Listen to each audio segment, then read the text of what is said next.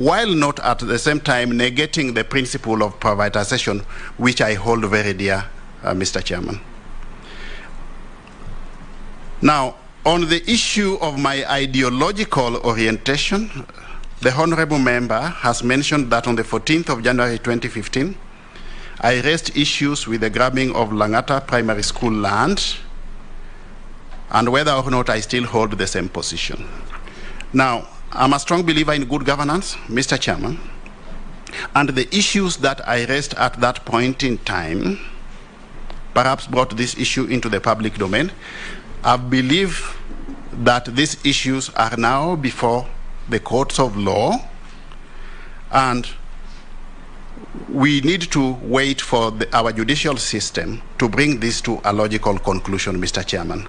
Now, as much as we need to hold dear the principles of good governance, I, in the same vein, believe that we need to allow independent institutions, Mr. Chairman, to execute their mandate without any undue influence from any sector in government. And if institutions are independent, let us not have any other arm of government interfering in the independent institutions or the operations of those independent institutions. So I believe that the institutions which are charged with this responsibility will execute their mandate with respect to this case to a logical conclusion. And at that point in time, we will stand guided accordingly, Mr. Chairman.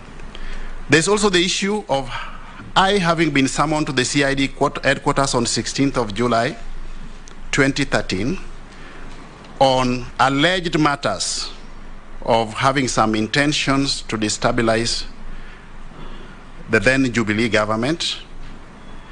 Mr. Chairman, it is indeed true that those summons were issued one morning. I got those summons.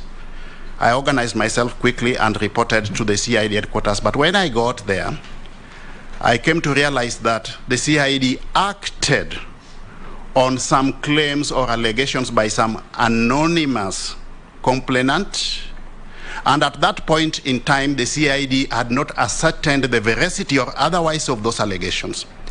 I was indeed asked to write a statement, but I declined as a matter of principle because I felt that it was incumbent upon the CID to undertake its investigations.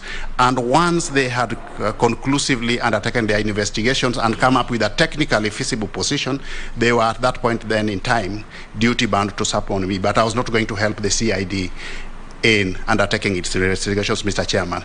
The irony is, Mr. Chairman, that at the same time when I was summoned, I also simultaneously applied for a certificate of good conduct from the same CID, Mr. Chairman, which came back in the affirmative. The CID did indicate that they would summon me if they had got something substantive that they wanted me to respond to. To date,